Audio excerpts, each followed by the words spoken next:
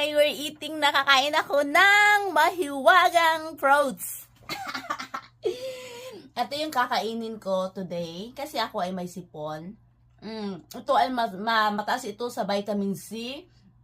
At ito ay tested ko na ito ay kinakain ko madalas kung ako ay magkakaroon ng sipon ubo. No need na ng injection, no need na ng gamot na inumin. Ito lang.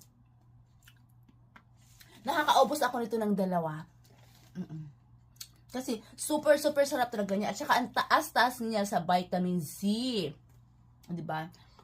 Sabi ko nga sa inyo, hindi ako nagpapa-check up. Ito lang ang kinakain ko pag ako ay may sipon at saka ubo. Diba? Kaya ano pang hinihintay nyo? Buy na. Sarap, prutas ito. Prutas, yan o.